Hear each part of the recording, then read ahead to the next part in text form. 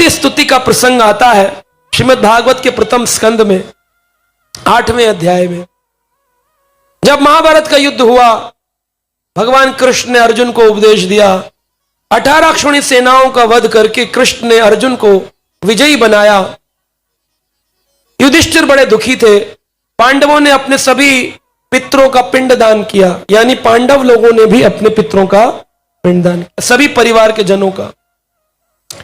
गंगा में जाकर नियम उदक क्रियाएं करी, नियम पूर्वक शोक मग्न थे। और उस समय युधिष्ठिर भी बड़े दुखी थे और ऐसा लग रहा था अभी कोई आकर के मुझे सांत्वना बंधाए। उस समय कृष्ण वहां पर आए और कृष्ण ने आकर के कहा कि देखो कलयुग का आगमन हो चुका है और इस कलयुग में युधिष्ठिर तुम राजा हो, अभी तुम्हारे आने वाले वंश में आगे राजा आएंगे, तुम्हें शिक्षा देनी चाहिए कि रोना चाहिए, रो मत। इस कलयुग में 5 कर्म एक राजा को करने चाहिए। किसी भी बड़े आदमी को ये 5 कर्म करने चाहिए, हर लीडर को। पहला, ब्राह्मणों की रक्षा करनी। ब्राह्मण कहीं भी खत्म ना हो जाए, उसके लिए चाहे हमें दीक्षा दे के ब्राह्मण बनाने पड़े, पर ब्राह्मण की रक्षा होनी चाहिए। वर्ण आश्रम व्यवस्था तभी पालन होती है जब ब्राह्मण होते हैं। गायों की रक्षा होनी चाहिए। गायों से दूध मिलता है जिससे हमारा ज्ञान बुद्धि भगवान का भजन करने के लिए निर्मल बनती है। स्त्री की रक्षा होनी चाहिए क्योंकि जीवन की उन्नति के लिए अच्छी संतान स्त्री प्रदान करती है। अगर स्त्री की रक्षा नहीं हुई, स्त्री टीवी पिक्चर देखने वाली हो गई, तो संतान भी वैसी होगी। एक बच्चा पैदा हुआ, बोला कितने आदमी थे, क्योंकि उसकी मां शोले पिक्चर देखा करती।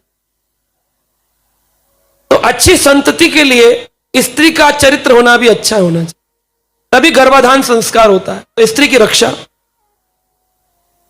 बच्चों की रक्षा होनी चाहिए क्योंकि आने वाले समाज का भविष्य वह बच्चे हैं। वह मुक्ति का मार्ग प्रशस्त करते हैं अपने पितरों के लिए। वृद्धों की रक्षा होनी चाहिए क्योंकि वृद्ध हमें अपने जीवन के अनुभव बताने के लिए होते। तो 5 रक्षाएं हर जगह हो तो वह समाज अच्छा होता है। ब्राह्मण की रक्षा, गाय की रक्षा, स्त्री की रक्षा, वृद्धों की रक्षा और संतानों की रक्षा, बच्चों की रक्षा। का अर्थ क्या है? उनको संस्कार देना। माता पिता अगर अच्छे ना हो तो उनको भी संस्कार दिए जा सकते हैं। ये नहीं कि माता पिता को हम कैसे बोले, वो तो पिता है माता है। भगवान कपिल ने अपनी माता देवहूति को ज्ञान दिया। माता पिता को भी ज्ञान दिया जा सकता है अगर वो गलत रास्ते पर हो। संतान अगर गलत रास्ते पर, उसको ज्ञान दिया जा सकता है। स्त्री अगर गलत रास्ते पर, उसको ज्ञान दिया जा सकता है। गायों की रक्षा, अगर वह कूड़ा खा रही है, प्लास्टिक खा रही है, उसके पेट में प्लास्टिक है, तो उसके अपमान और उसके पाप के कारण हमारा मनुष्य समाज, तो गौशालाओं का निर्माण करके गायों की रक्षा की। और इस्कॉन संस्था ब्राह्मण बनाने का कार्य कर रही है, लोगों को ज्ञान देकर, ब्रह्म की ज्ञान देकर। ब्रह्म जानाती थी, ब्राह्मणों ने ब्राह्मण बना रहे। ऐसा नहीं कि यज्ञोपवीत देकर ब्राह्मण बना रही है, ज्ञान देकर ब्राह्मण, विनम्रता देकर ब्राह्मण बना रही है। तो ये सब युधिष्ठिर महाराज को कृष्ण ने कहा। इतने ही काल में देखते हैं कि अश्वत्थामा, जो कि कौरवों की ओर से हेड था, चीफ, दुर्योधन बहुत रोया, बोला तुमने क्या किया, तुम तो हरवा दिए, हम सब खत्म हो गए, तुम्हारे होने का क्या फायदा। बहुत बुरा भला बोला। जब दुर्योधन ऐसे रो रहा था, उसको एक श्राप मिला था, जब ज्यादा रोएगा, जब ज्यादा हंसेगा, उसी पल उसकी मृत्यु हो जाएगी। तो अश्वत्थामा को बहुत बुरा लगा कि दुर्योधन ने मेरे को ऐसे बोला, तुम्हारे होने का क्या फायदा, तारा हरवा दिया। अश्वत्थामा चिरंजीवी है, तो चिरंजीवी अश्वत्थामा ने रात्रि काल में देखा उल्लू कौओं के अंडों को खा रहे। पेड़ के नीचे बैठा अश्वत्थामा रो रहा था। युद्ध समाप्त हो गया था। इधर कौरव मर गए थे, दुर्योधन जिंदा था क्योंकि उसको श्राप था जब रोएगा हंसेगा तभी मरेगा। इधर पांडव विजय हो चुके थे। कृष्ण भगवान ने कहा विजय की रात को सोना नहीं चाहिए, क्योंकि विजय की रात को अगर आप सोते हो तो दुश्मन पुनः आक्रमण कर सकता है, इसलिए अपने टेंट छोड़ो और भजन करो। तो बच्चे पांडवों के 5 सो रहे थे और उनके मामा पांडवों के वहां सो रहे हैं, और इधर पांडवों के बच्चों के मामा यानी द्रौपदी के भाई धृष्टद्युम्न, और उधर अश्वत्थामा ने देखा कि उल्लू ने रात्रि में उल्लू को दिखता है और कौवे को दिखता नहीं है। कौओं के अंडे खा रहा है, तो उसको ज्ञान आया कि मैं भी पांडवों को मार सकता हूं रात्रि काल में। तो रात्रि काल में चला गया तलवार लेकर, बोला काट के मस्तक लाऊंगा तो दुर्योधन कितना खुश होगा।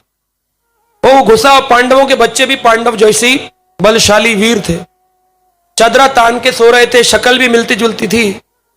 सोते सोते तलवार से 5 बच्चे और छठे धृष्टद्युम्न सबको काट डाला और लेके गर्दन थाल में सजा के कपड़ा डालकर लाया। बोला दुर्योधन तूने कहा अश्वत्थामा बेकार है, देख बेकार नहीं रहा अश्वत्थामा। अश्वत्थामा ने अपना प्रण पूरा किया, पांडवों को ले आया। दुर्योधन बोला अच्छा पांडव तूने मार दिए, जब रथ थे सेना थी तब तो कुछ कर नहीं पाया, अब कैसे कर दिया, अब कैसे कर दिया। उन्होंने कहा चिंता मत करो, मुझे तुम सबसे बड़ा वाला मस्तक दो। जो भीम का पुत्र था उसका बड़ा मस्तक, एक भीम का पुत्र घटोत्कच था, वो हिडंबा से था, एक द्रौपदी से, तो वह पुत्र बड़ा मस्तक था उसका, वो लिया। और दुर्योधन ने कहा अगर ये भीम होगा तो इसको वरदान मिला है कि लोहे जैसा ये टूटेगा नहीं। तो उसने जैसी दबाया वो तरबूजे की तरह पिचक करके खून खून जो बचा कुचा था वो निकल गया सारा। दुर्योधन रोने लगा, कहता ये क्या किया। कहा क्यों। कहा तुमने पांडव नहीं मारे, पांडवों के बच्चे मार दिए। मेरा वंश, मेरी दुश्मनी मेरे भाइयों से थी, भाइयों के बच्चों से नहीं थी, तुमने मेरा वंश खत्म कर दिया। पहले हंसा था कि पांडव मर गए, जब पिचकाया तो रोया। एक ही काल में हंसने और रोने से दुर्योधन की उसी समय मृत्यु हो। अश्वत्थामा को बहुत बुरा लगा, अब की बार फिर चांस हार गया। अश्वत्थामा बोला अभी नहीं, एक बार और प्रयास करूं। उसको एक वरदान था ब्रह्म अस्त्र। ब्रह्म अस्त्र ऐसा नहीं होता कि बहुत बड़ा सा अस्त्रों का भाला टीवी में जैसा दिखाता है, इसमें लौ के तिनके से भी बहुत छोटा होता है, और वो जाता है तो किसी मिसाइल को एक स्थान पर भेजो तो वो जाकर फटेगी लेकिन वापस नहीं आएगी। ब्रह्मास्त्र ऐसा है, वो अपने टारगेट को ढूंढेगा, समाप्त करेगा, और नहीं किया तो पुनः वापस आएगा। ब्रह्मास्त्र फेंका गया किसके ऊपर, पांडवों के ऊपर और पांडवों के सारे वंश के ऊपर। 6 बाण, 5 पांडवों के लिए और छठा हरि बोल एक कथा सुनने आई है, और छठा परीक्षित महाराज जो कि उत्तरा की गर्भ में उनकी संतान। तो 5 पांडवों ने तो ऐसे देखा बलशाली थे, उनका क्या कुछ हो सकता था, लेकिन उत्तरा की गर्भ पर जब आया तो वो घबरा गई, बोली अब मैं क्या करूं, कहां जाऊं। तो उसने कहा अपने मन में कि मुझे अगर शरण लेनी है तो केवल और केवल उन भगवान की शरण लेनी है जिनकी शरण में जाने से सबकी रक्षा होती। पांडवों की शरण में नहीं गई, इसकी शरण में गई। उसका पति अभिमन्यु पहले ही मारा जा चुका था, 5 पांडव, उनके ऊपर ब्रह्मास्त्र पहले से छोड़ा गया है। वो बाण सीधा उत्तरा की ओर आ रहा था तो कहती है पाही पाही महायोगिन देव देवा जगत पते नान्यम त्वद्भयम पश्ये यत्र मृत्युम परस्परम। हे कृष्ण पाही पाही महायोगी, देव देव जगत गुरु, आप तो जगत के गुरु हैं, कृपया करके रक्षा करिए। भगवान कृष्ण ने तुरंत ही इस परेशानी भरी अवस्था में उत्तरा के हृदय में प्रकट स्थान, तब भगवान यहां रहते हृदय में, सभी भक्तों के हृदय से गर्भ में उतर गए। तब तक ये जो ब्रह्मास्त्र था इसने भ्रूण को जला के राख कर दिया, लेकिन आत्मा 13 दिन तक उसी स्थान पर रहती है। भगवान कृष्ण ने अंदर ही अंदर एक नया शरीर प्रदान किया और उस आत्मा को नए शरीर में डाल दिया और उसको अपना दर्शन दिया। और आगे ब्रह्मास्त्र ना जलाए तो भगवान गदा लेकर के पूरे गर्भ में घुमाने लग गए, ताकि इस गर्भ को अब कुछ अनित ना हो। ब्रह्मास्त्र वापिस चला गया। अंदर ही अंदर विष्णु रात ने कृष्ण का दर्शन किया।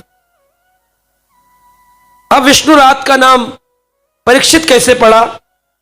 क्योंकि जो भी उनके दरबार में आता था उसको पांडव लोग अपना संतान देते थे गोदी में और कहते थे आशीर्वाद दीजिए ऋषि मुनि। तो विष्णु रात आंखों से देखता था, ये तो वो नहीं है, ये भी वो नहीं है। तो एक दिन वसुदेव कृष्ण हस्तिनापुर पांडवों के पास आए। तो जब आए तो विष्णु रात खिलखिला के हंसने लगे, बोले यही था वो जिसने मेरी रक्षा की थी। तब उन्होंने कहा कि इसका नाम आज से परीक्षित होगा। क्यों? क्योंकि इसने परीक्षण करके पहचाना है कि असलियत में भगवान कौन है। परीक्षण करता इति परीक्षित। बोलो परीक्षित महाराज की। व्यसनम वीक्षया तत् तेषाम अनन्य विषये आत्मनाम सुदर्शनेन स्वास्त्रेण स्वनाम रक्षाम व्याधात विभु। भगवान ने तुरंत ही इस कुरु सम्राट को, क्योंकि कुरु वंश में आता है, परीक्षित को भी कुरुत्वंते कहा है भागवत में। कुरुत्वंते यानी अंत में कुरु के साम्राज्य, कुरुक्षेत्र, कुरु महाराज से कुरुक्षेत्र, जहां पर कुरु महाराज ने तपस्या करी, कुरु महाराज, कुरुक्षेत्र, उनके वंश को कुरुवंश, जिसमें कौरव उस नाम को चुरा लिए और पांडु के पुत्रों को पांडव पांडव कहने लग गए। अन्यथा पांडव और कौरव सभी कुरुवंश के कौरव हैं। लेकिन धृतराष्ट्र की दृष्ट बुद्धि ने अपने बच्चों को अलग कर दिया और अपने भाई के बच्चों को अलग कर दिया। पांडु पांडु पांडु पांडु पांडव हो गए। पांडव नहीं है, कुरु राजा के क्षेत्र को कुरुक्षेत्र, उसके वंश को कुरुवंश और सभी प्रजा को कौरव कहते थे। पांडवों को भी कौरव कहते। अंत में एक कुरुवंश के अंत कुरुतंते भागवत में आया। परीक्षित का एक नाम है कुरुत्वंते, कुरु का अंतिम पुत्र, कुरुवंश, उनकी रक्षा हुई। भगवान कृष्ण ने जब रक्षा करी तो सबने बहुत धन्यवाद दिया। कृष्ण बोले मैंने महाभारत का युद्ध जिता दिया, अब तुम राजगद्दी पर बैठ गए। अश्वत्थामा की मणि छीन ली, उसके बाल मुछ काट दिए, उसको माफ करके छोड़ दिया। युधिष्ठिर राजा बन गए। अर्जुन सुभद्रा का विवाह हो गया। कृष्ण बोले अब मैं अपनी द्वारिका जाऊं, बहुत दिन हो गए अपने द्वारिका नहीं। जब कृष्ण चल दिए तो सबसे बोले किसी को कुछ चाहिए तो मांग लो। तो सब लोगों ने कुछ कुछ मांगा। कृष्ण आते रहना, आशीर्वाद दो, अपनी कृपा बनाए रखना। और कुंती महारानी कुछ अलग ही बात कहने लगी, जिन्हें 26 श्लोकों में शुकदेव मुनि ने वर्णन किया। यह 26 श्लोक कुंती स्तुति के नाम से प्रसिद्ध है। तो कुंती क्या कहती हैं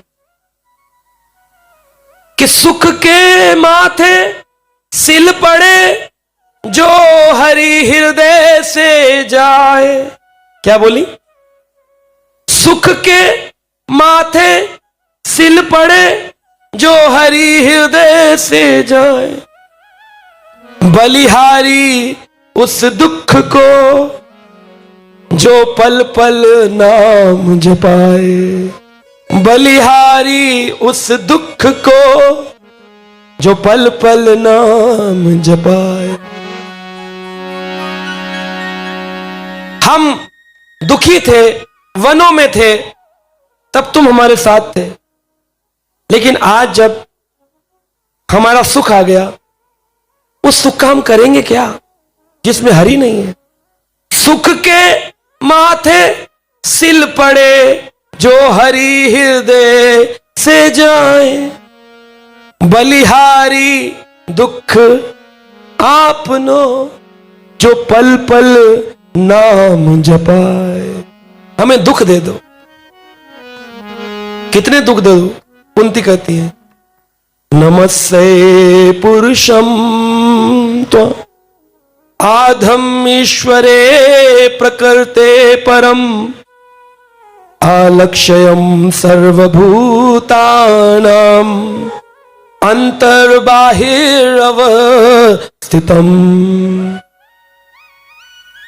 हे कृष्ण, मैं आपको अंदर बाहर से नमस्कार करती हूं, क्योंकि आप आदि पुरुष गोविंद हैं। आपसे पहले सृष्टि में कोई नहीं हुआ।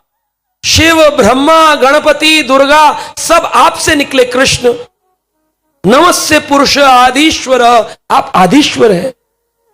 प्रकृति परम, इस प्रकृति के परम ईश्वर आप हैं। अलक्ष्य सर्वभूतानाम, इस संसार में आप अदृश्य रहते हैं, दिखते नहीं है, लेकिन सब जीवात्माओं के लक्ष्य आप ही हैं। अंतर बाहिर अवस्थितम, बाहर गुरु के रूप में और अंदर आप ईश्वर के रूप में विराजमान है।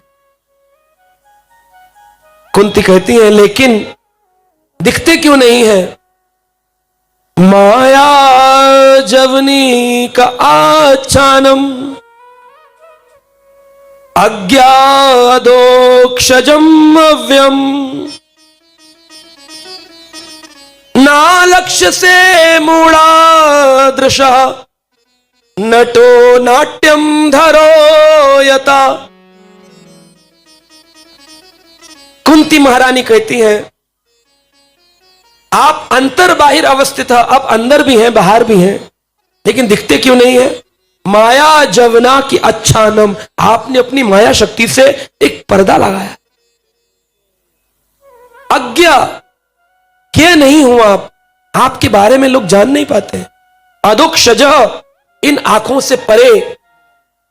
अव्यम, आप अविनाशी हैं, आपको कौन मार सकता है। ना लक्ष्य से मूढ़ाम दृशा, लेकिन जो मूर्ख है वो आपको देख नहीं पाएंगे। क्यों? क्योंकि आप एक बहुत बड़े नाटककार हैं। कैसा नाटक करते हैं? कभी दाढ़ी लगाकर नरसिंह बन जाते हैं, कभी शुकर का वेश लगा के वराह बन जाते हैं, कभी छोटे से बोने बन के वामन बन जाते हैं, कभी मछली का रूप लेकर मत्स्य बन जाते हैं। कुंती कहती मैंने आपसे बड़ा ड्रामेबाज नहीं देखा, इतना नाटक करते हो। नटो नाट्यम वरो धरो यथा, आपसे बड़ा नाटककार कोई है ही नहीं। नटो, नट बोला है भगवान। नटो नाट्यम, नाटक का नाट्यम। इधर गया नाटक कलाकार, अंदर आया, बाहर आया तो दाढ़ी है, फिर अंदर गया दाढ़ी हट गई। वही केशव, वही कृष्ण बार बार अलग अलग रूपों में अपना भक्तों को कल्याण करने के लिए, उनकी इच्छा के लिए अलग अलग रूप लेकर प्रभु आप आते हैं। कुंती माता कहती हैं मैं जानती हूं कृष्ण भगवान इसे हाथ जोड़ने लगे। अरे मां, मैं थोड़ी भगवान हूं। कहां जानते हैं, नाटक करते हो, फिर नाटक कर रहे हो। तथा परमहंसानाम मुनीनाम अमलात्मनाम भक्ति योग विधानार्थम कथम पश्चिमे ही स्त्रियाम। जब परमहंस नहीं समझ पाए आपको, मैं तो एक अबला स्त्री हूं, मेरे पति गुजर गए, मेरे परिवार के सब नष्ट हो गए, 5 बच्चे हैं, मैं अबला स्त्री हूं। जब परमहंस, तथा परमहंसाम मुनि नाम अमलम, जब मुनि बैठे तपस्या कर रहे ओम ओम ओम, वो आपको नहीं समझ पा रहे, तो मैं अबला स्त्री कैसे समझूंगी? कथम पश्चिम ही स्त्रियम, मैं कैसे देखूं आपको? आप तो नाटककार, पहले तो आप आदि पुरुष, फिर आप नाटककार, और मैं स्त्री, वो भी अबला। कैसे देखूं आपको, कैसे समझूं?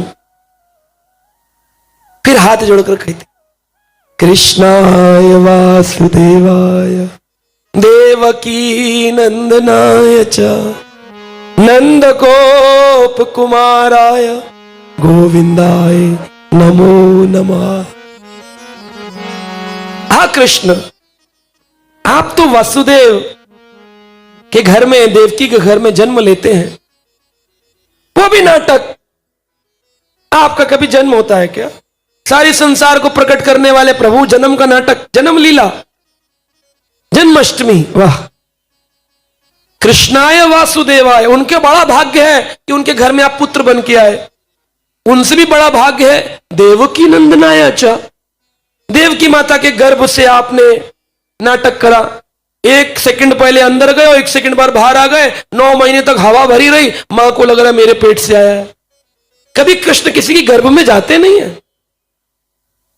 हवा शक्ति भर देते हैं, सारे देवता गर्भ स्तुति कर रहे हैं, वाह वाह, देवकी मां की गर्भ में कृष्ण आएंगे, कृष्ण आएंगे।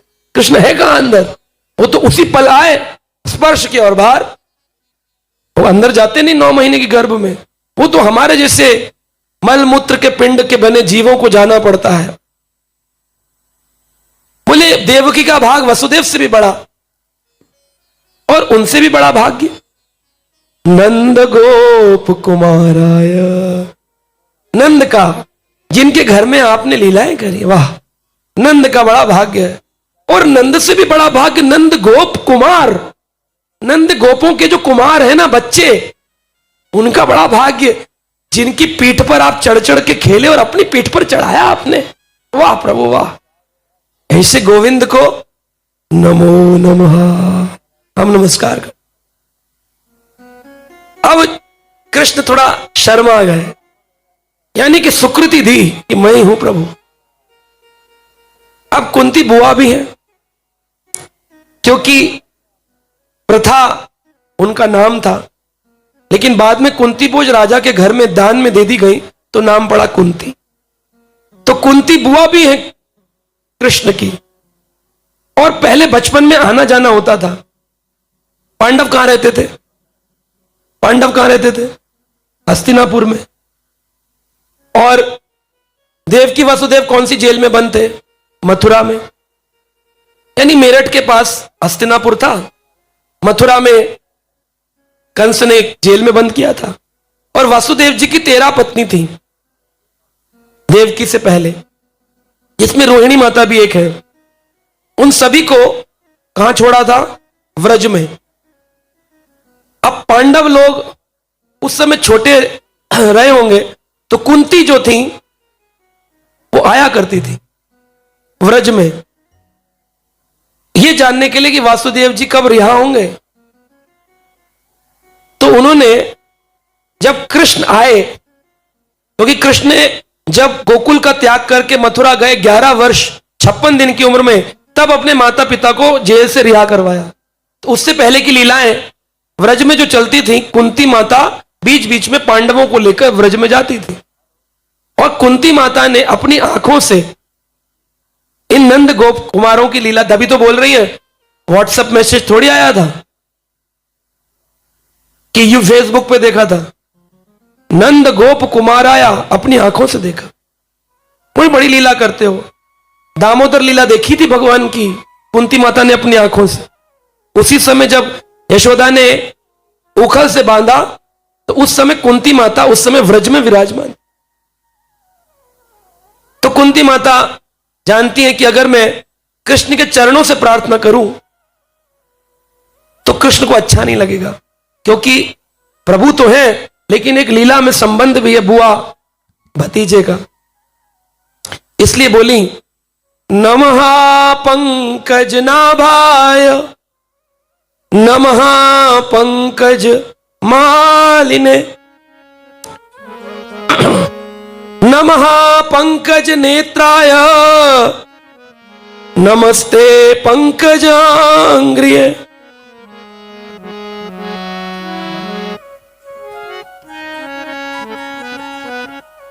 पहले आंखों की तारीफ करी, पंकज नाभ है, आपकी आंखें कमल की पंखड़ियों के जैसी, आपके गले में कमल की माला पड़ी है, कितने सुंदर हैं आपके नेत्र कमल जैसे हैं, आपकी नाभि कमल जैसी है, आपके चरण कमल जैसे। तो प्रारंभ कहां से किया? नाभि से, फिर माला का, छाती का, फिर आंखों का, फिर चरणों का। उल्टा क्यों किया? चरणों से नीचे फिर नाभि पर ऐसे होना चाहिए, लेकिन क्योंकि कृष्ण शर्मा ना जाए कि बुआ मेरे पैर छू रही है, कैसा लगेगा, इसलिए नमस्ते अंग्रिया से शुरू नहीं किया, वरना बोल सकते थे नमः अंग कमल अंग्राय, लेकिन क्या है? नमस्ते पंकज अंग्रिया बाद में आया, पहले नमः कमल नाभाया, पंकज नाभा। तो इस प्रकार माता ने प्रभु का गुणगान गाया और अगले श्लोक में स्थापित किया प्रमाण, प्रथम स्कंद के 8वें अध्याय के 23 नंबर श्लोक में, कि मैंने तुम्हारी बाल लीला देखी है। यथा ऋषिकेश खलेन देवकी कंसेन रुद्राति चिरम शुचर्पिता विमोचिता अहम च सह आत्मजा विभो तव्वेव नाथेन मुह विपद्गणात्। हे ऋषिकेश, हे इंद्रियों के स्वामी, देवों को देव, दीर्घ काल से बंदी गृह में बंदनी बनाई गई, राजा कंस द्वारा सताई जा रही माता देवकी को और मेरे पुत्रों को आपके अलावा और कौन है जो मुक्त कर सकता है, और मुझको कौन मुक्त कर सकता है? वो अलग बात है कि हम लोग विषय मोहगना, हम विषय में फंस जाते हैं। कुंती महारानी कहती, इसलिए हे प्रभु एक चीज दे दो मुझे। क्या दे दो मुझे? क्या दे दो? सब लोग बोलो, क्या दे दो? दुख दे दो। क्या दे दो? विपदा दे दो। कितनी? हाँ, अनंत। सुनिए क्या बोला, विपदा संतुता शाश्वत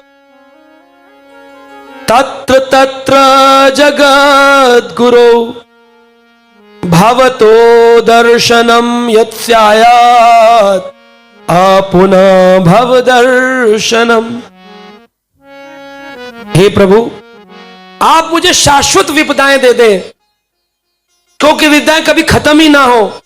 आप तो जगत गुरु हैं, तत्र तत्र जगत गुरु।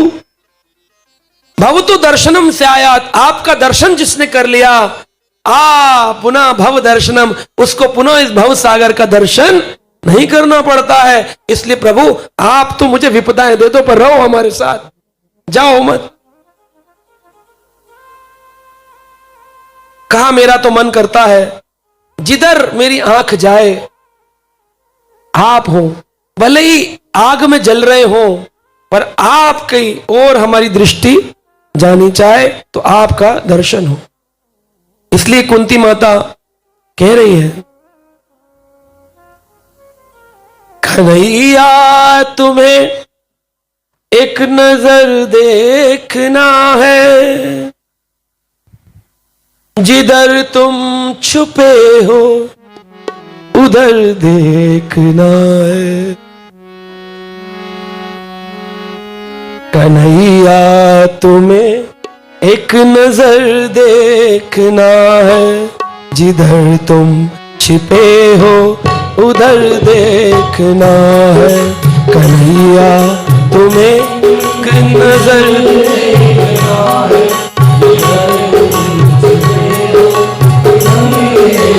बोलो कन्हैया तुम्हें एक नजर देखना है, जिधर तुम छुपे हो उधर देखना है।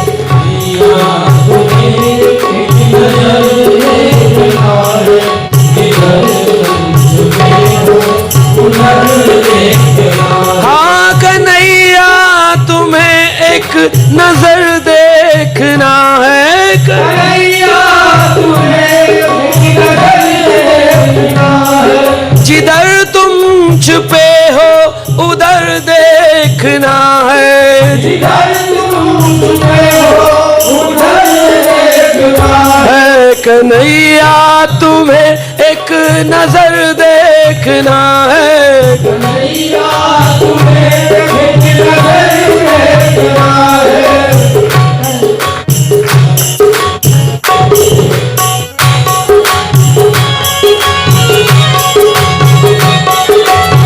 हरि बोल।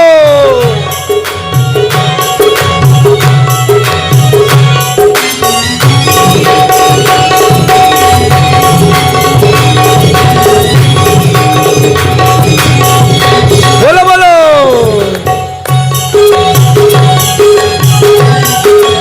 राधे गोविंदा।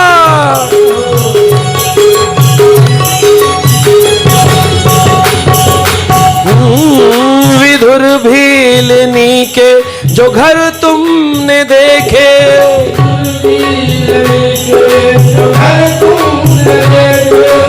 विदुर जी के घर गए कि नहीं गए कृष्ण? दुर्योधन की 56 भोग छोड़कर विदुर के घर गए, क्यों? भक्ति के कारण। शबरी को, अनेक महात्माओं को छोड़कर शबरी के घर गए, क्योंकि वो भक्त है।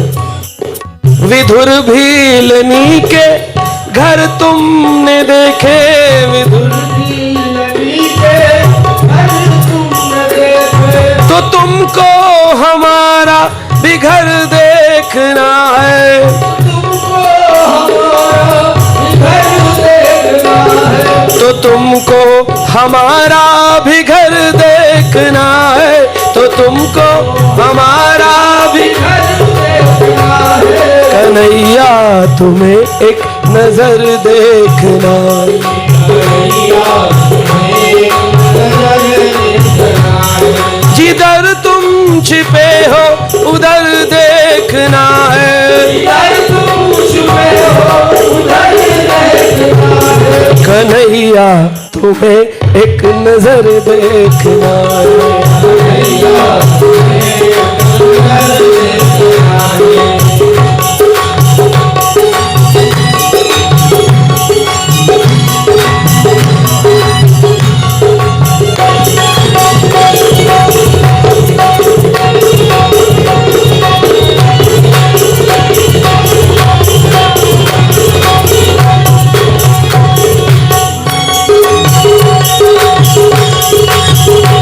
हरी हरी।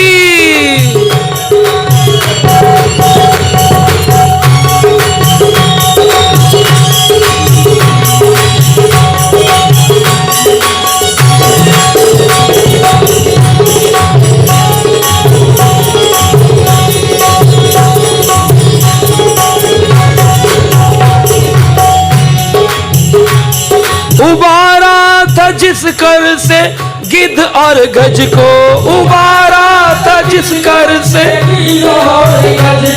उबारा था कर से गिद्ध और गज को,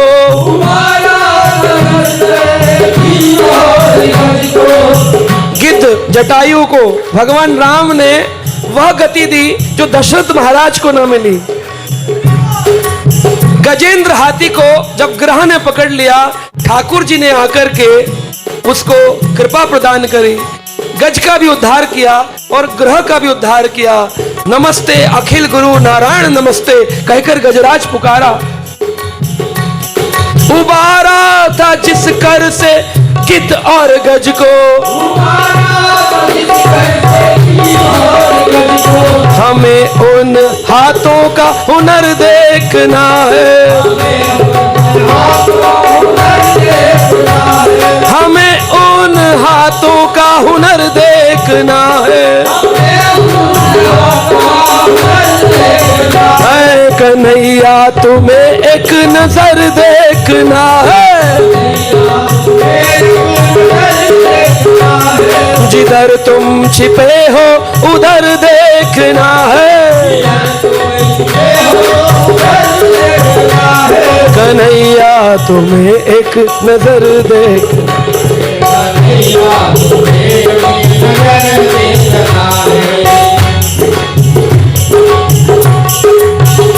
हरे कृष्णा कृष्णा कृष्णा हरे हरे, हरे राम रामा रामा रामा हरे हरे। बोलो बोलो। हरे कृष्णा जय हो। कृष्णा कृष्णा हरे हरे, हरे राम राम राम हरे हरे।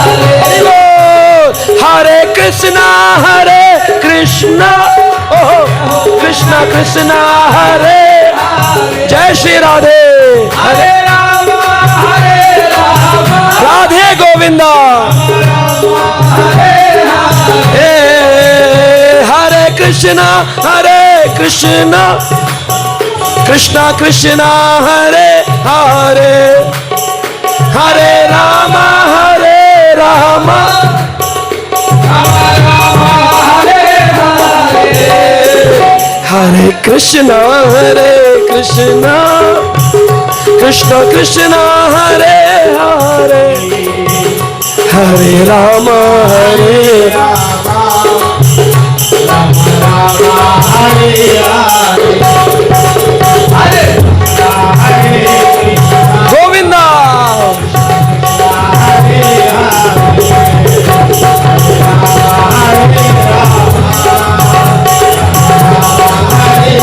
जय हो गोविंद।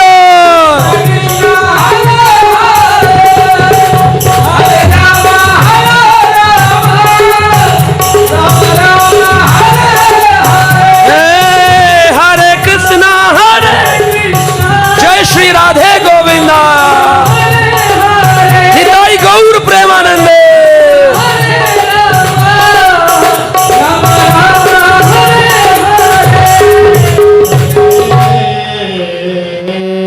हरि बोल। कुंती महारानी कहती हैं, मैं जानती हूं आप नाटककार हैं, आपने माया से सारी उसको फंसा के रखा है, सृष्टि को अपनी ओर आने नहीं देते हैं। 4 प्रकार के लोग आपकी शरण में नहीं आ पाते हैं।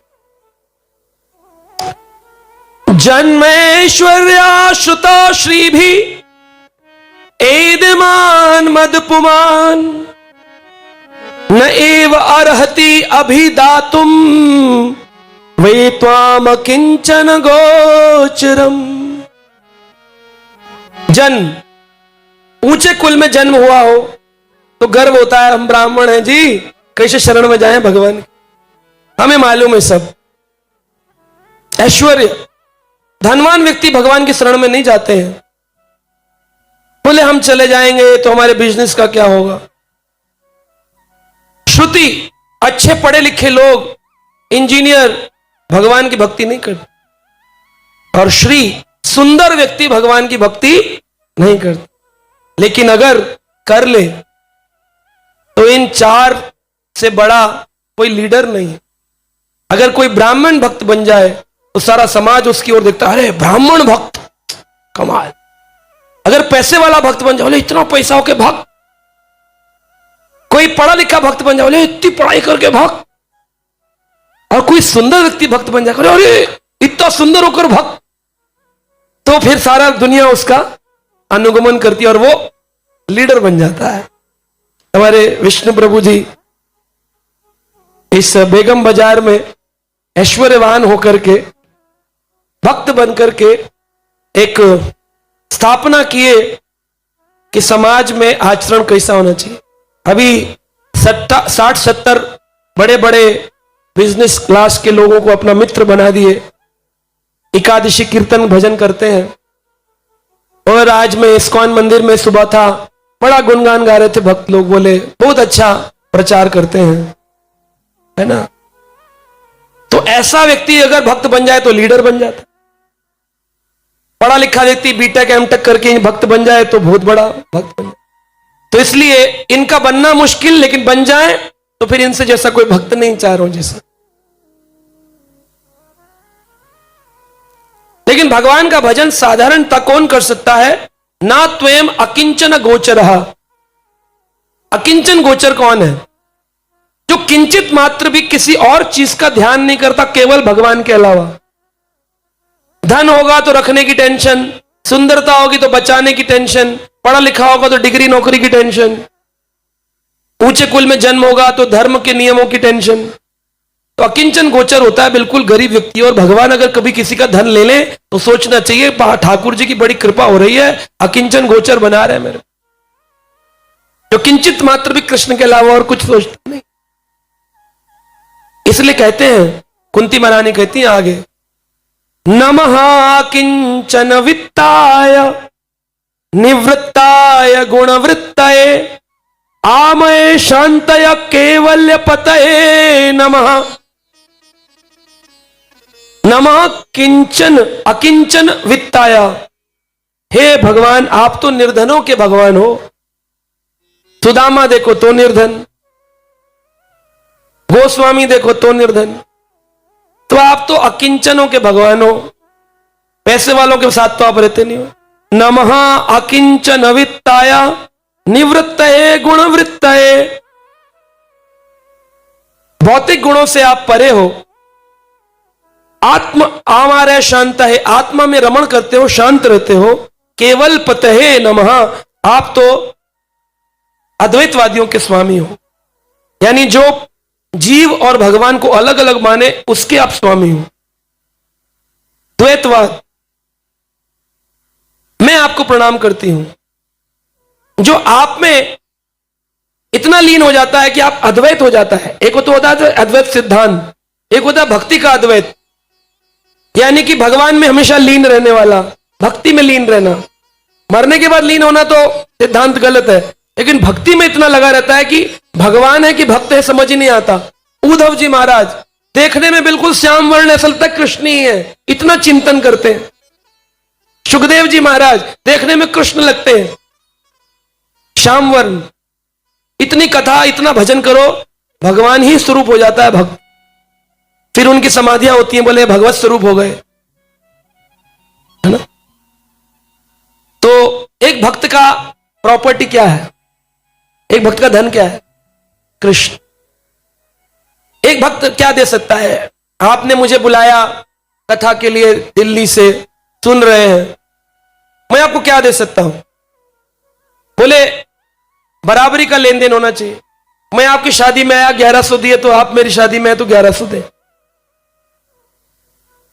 तो आप लोगों ने तो धन एकत्रित करके मुझे बुलाकर पंडाल लगाकर कथा करा रहे हैं, मैं आपको क्या दूं? मैं तो अकिंचन हूं, कुछ है ही नहीं, तो क्या दूं? तो ऐसे भक्त के लिए बोला गया, वह भक्त क्या वित्त दे सकता है, कौन सा धन दे सकता है? एक अकिंचन भगवान हरि की कथा जब भक्तों को देता है, उस दान की बराबरी जो सुनने वाले हैं वो कभी कितना भी धन देकर कर नहीं सकते हैं। गोपियों ने कहा, इस संसार में कोई सबसे बड़ा दानी है ना प्रभु, तो वो है जो आपकी कथाओं का दान करता है। तव कथामृतम ताप्त जीवनम कविभिरीणितम कल्मषापहम श्रवण मंगलम श्रीमदाततम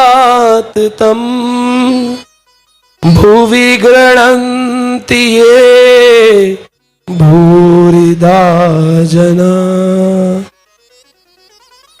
जो कथा सुनाए ना, उस व्यक्ति को तो लाखों प्रणाम करने चाहिए कि भाई तुमने जो दान दिया है ना, वो दान तो इस दुनिया में इससे बड़ा दानी कोई नहीं है। गोपियां कहती हैं, श्रवण मंगलम, आपकी कथा सुनते ही मंगल हो जाता, आपसे बड़ा तो कोई दानी हुआ ही नहीं है। तो अकिंचनों का धन क्या है? कृष्ण कथा। नृत्य गुण वित्त ही, प्रकृति के गुणों से परे कर देते हो, आपकी कथाओं में इतनी शक्ति है। कुंती कहती है, मैंने तो देखा आपको, काल के भी काल हो आप, महाकाल के भी काल हो आप, परंतु एक यशोदा के डंडे से भागे। मैंने देखा आपको व्रज में, यशोदा आप पकड़ रही थी, आप भाग रहे थे, आंखों में काला काजल लगाया था और उसमें आप रो रहे थे और मल रहे थे, तो पूरा मुख पहले ही काला था। ऊपर से डबल काला कर दिया। इतने काले हो गए, लेकिन फिर भी बड़े मोहक लगते हैं कृष्ण। मैं मंथन करके उस यमंथनी कालः, यह श्लोक प्रमाण दे रहा है। यन मंथनी कालः यानी जब मंथन हुआ उस काल में मैंने आपको देखा कि जिससे काल के काल भी डरते हैं, मृत्यु भी जिस कृष्ण से डरती है, वह कृष्ण यशोदा के प्रेम के डंडे से डरते हैं। कितनी बड़ी नाटक आपने किया है।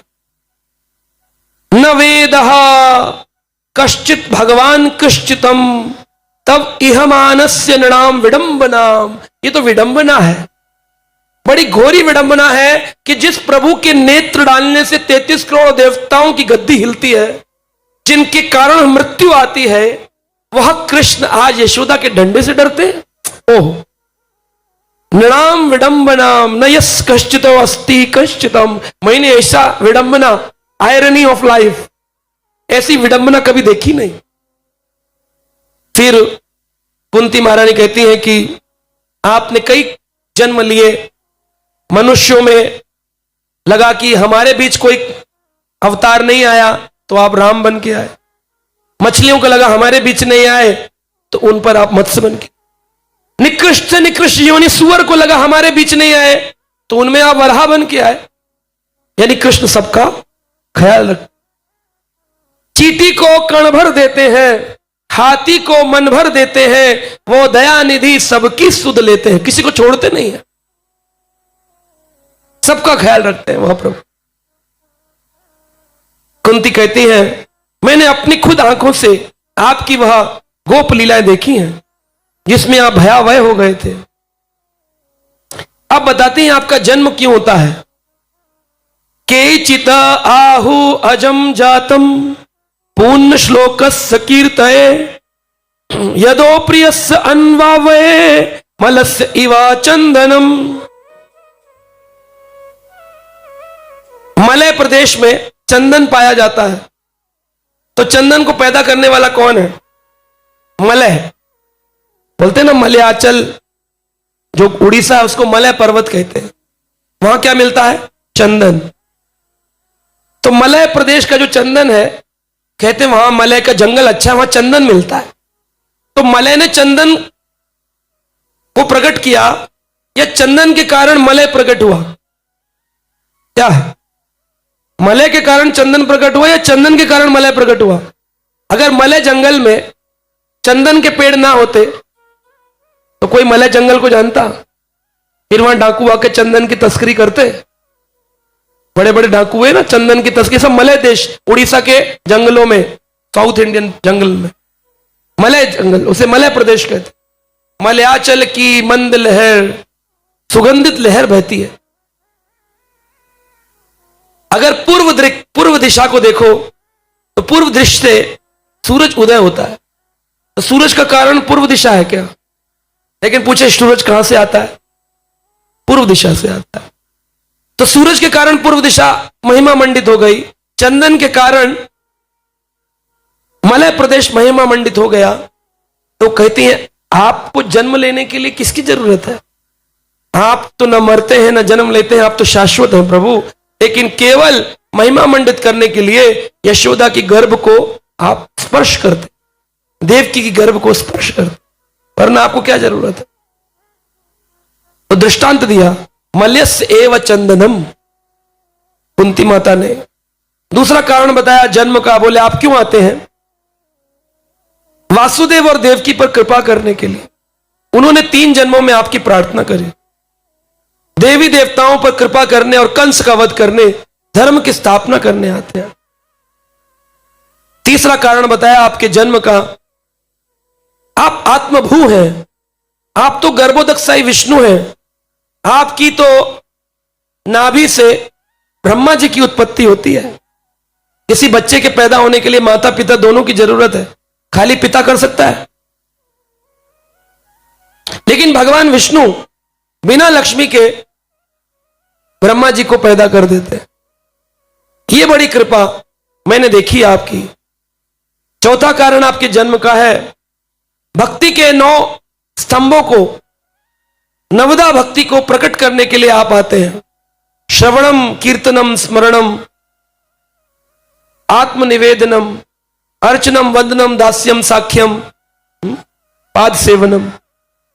नवदा भक्ति को प्रकट करने के लिए आप जन्म लेते हैं, फिर भगवान का गुणगान गाती हैं। श्रवयन्ति गायन्ति गृणन्ति अबक्ष्निशः स्मरन्ति नंदन्ति तव हितः जनाः त एव पश्यन्ति अचिरेण तावकम् भव प्रवाह उपरम पदाम्बुजम।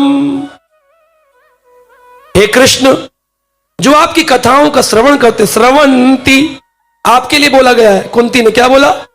श्रवंती। क्या कर रहे हैं आप लोग? श्रवंती। मेरे लिए भी बोला गायंती। जो लोग गाते हैं आपकी कथाओं को, जो सुनते हैं आपकी कथाओं को। गृणंती, जो ग्रहण करते हैं, आपको आगे ग्रहण भी करना है। अबक्ष्निशः, जो अनुमोदन करते हैं कि अरे आज नहीं तो कल हम भी भक्त बनेंगे। स्मरंती, जो स्मरण करते हैं। नंदंती, जो हर्षित होते हैं, कथा हो रही है, हरि बोल हरि बोल हरि बोल, हर्षित होते हैं। तवे हितः जनः, इतिहासकारों ने बताया है वो आपके चरण कमलों के भक्त बन जाते हैं अगर ये कार्य करते हैं। श्रवंती, गायंती, गणंती, अभक्ष्निशः, स्मरंती, नंदंती, तवे हितः जनः। फिर आगे कहती है, अब मैंने अपना कार्य कर लिया, अब मैं आपसे एक इच्छा मांगना चाहती, एक डिमांड है। क्या? कि जाने से पहले आप मुझ पर एक कृपा कर दीजिए। आपने मेरे सारे कर्तव्यों को पूरा किया है और आज जब मैं आपके आश्रित हूं, अब हमारा कोई रक्षक नहीं है। सारे राजा हमसे शत्रुता कर बैठे हैं क्योंकि हम जीत गए हैं। तो क्या आप हमें छोड़कर चले जाएंगे? रुक जाइए, कुछ दिन और रुक जाइए। युधिष्ठिर को अभी अभी नया राज्य मिला है, मां है, वात्सल प्रेम में कह रही छोटा है, कृष्ण रुक जाओ। फिर कंपेयर करती हैं कि देखो अगर आप चले गए ना तो ऐसा होगा जैसे आत्मा के निकल जाने पर शरीर प्राणहीन हो जाता है, वैसे ही हम लोग रोएंगे, तड़पेंगे, गिड़गिड़ाएंगे भूमि पर, एक मूर्छित होकर हम सब गिर के मर जाएंगे। प्रभु जाओ मत, हमारी हालत एक निर्जीव मृत शरीर जैसी हो जाएगी। फिर कहती है, आप जानते हैं आज हमारे हस्तिनापुर में बड़े बड़े ऋषि मुनि क्यों आते हैं? क्योंकि आपके चरण के चिन्ह हैं। आप चले गए तो आपके चरण चिन्ह भी चले जाएंगे और जो बने हुए हैं वो कुछ समय में धूमिल हो जाएंगे। तो फिर हमारे घर में कौन आएगा? हम अकेले पड़ जाएंगे। इसलिए कृष्ण आपके चरण चिन्ह सदा बने रहे, इसलिए आप यहीं रहे। तीसरी बात कहती हैं, आप जानते हैं ये जितने भी वृक्ष हैं, पक्षी हैं, ये चहचहा रहे हैं। फलों से लदे हुए वृक्ष दिखाई देते, पता है क्यों? क्योंकि आप हैं। आपको फल अर्पित करने के लिए वृक्ष झुक करके फलों से लद गए हैं। पक्षी चहचहा रहे हैं ताकि आपको अपना संगीत सुना सके। लेकिन जब आप चले गए तो ये सब भी यहां से चले जाएंगे। फिर कहती है, मैं आपसे कहना चाहती हूं, हे ब्रह्मांड के स्वामी, हे ब्रह्मांड की आत्मा, हे विश्वरूप, स्वजन, पांडव, वृष्णि वंशी, हम सब आपके प्रेम के बंधन में हैं। अगर आप रुक नहीं सकते तो एक काम कर दो कृष्ण, अपने इस प्रेम के बंधन को काट दो जो आपसे इतना प्रेम करते हैं, इसको काट दो। और कोई इच्छा नहीं है। पहले बोला दुख दे दो, दुख नहीं दे सकते हो, उनके गुणगान गाए, फिर भी जा रहे हो तो इतने नियम दिए, चिन्ह है, वृक्ष है। कहती अगर आप कुछ नहीं कर सकते तो एक काम तो कर दो, जो आपसे इतना प्रेम कर बैठे हैं ना, इसको छिंदन कर दो। विछंतयाम, काट डालो इस प्रेम के बंधन को। अब प्रेम नहीं रहेगा तो कोई आए जाए अपने को फर्क नहीं पड़ता, लेकिन कृष्ण हम आपसे इतना प्रेम कर बैठे हैं कि अब आपके जाने में हमारे प्राण मृत समान हो जाते हैं। जैसे गंगा की धारा समुद्र की ओर बहती है, उसको यह नहीं पता होता कि मुझे कहां जाना है, सीधी गंगोत्री से निकलकर गंगा पूरे पृथ्वी को संरक्षण प्रदान करती हुई भारत को अंत में गंगा सागर समुद्र में चली जाती। अगर आप प्रेम का बंधन नहीं काट सकते हो तो एक काम करो, मुझे गंगा जैसा बना दो जिसकी वृत्ति केवल आपके चरण रूपी समुद्र के प्रति केवल एक और भागती रहे और कहीं और ना जाए। बस आपके चरणों की ओर भागे और कहीं नहीं। इतना आप हमारे ऊपर अनुग्रहता करो ताकि हम विचलित हुए बिना इस माया रूपी संसार से आपका भजन कर सके। और अंत में कुंती माता ने कहा 26वें श्लोक में, श्री कृष्ण कृष्ण सखा वृष्णि ऋषभ अवनी ध्रुक राज्यम वंशदहन अनपवर्ग वीरयो गोविंद गौदुज सुरः अतिहर अवतार योगीश्वर अखिल गुरो भगवान नमस्ते। योगीश्वर अखिलो गुरु भगवान नमस्ते। हे अखिल गुरु भगवान, आपको मैं नमस्ते करती हूं। अर्जुन के मित्र श्री कृष्ण कृष्ण सखा वृष्णयो ऋषभो अवनी द्रुका, इस विष्णु कुल में पैदा होने वाले, इस धरा पर उपद्रवों को समाप्त करने वाले, शौर्य जिसका कभी क्षीण नहीं होता, इस दिव्य धाम, इस पृथ्वी के, इस भारत के दिव्य धाम स्वामी आपकी जय हो। आप अवतरित हुए अपनी योग शक्ति और बल के साथ। हे समस्त जीवों के गुरु, योगीश्वर अखिलो गुरु भगवान नमस्ते। हे प्रभु, महत्वपूर्ण है आप न जाएं। कृष्ण सुत गोस्वामी कहते हैं, कृष्ण हंसने लगे। मनमोही कृष्ण ने मंद मंद मुस्का करके कुंती की बात को स्वीकार किया और कृष्ण ने अपना द्वारका जाना रोक दिया और कहा, कुछ काल कुंती माता आप रोइए नहीं, आपके इस प्रेम ने मुझे मेरे चरणों को द्वारका जाने से रोक दिया। अब मैं यहीं रहूंगा कुछ काल आपके साथ। 18 दिन का युद्ध ने 64 करोड़ लोगों को मार डाला और इस हनन से आप सभी का हृदय द्रवित है।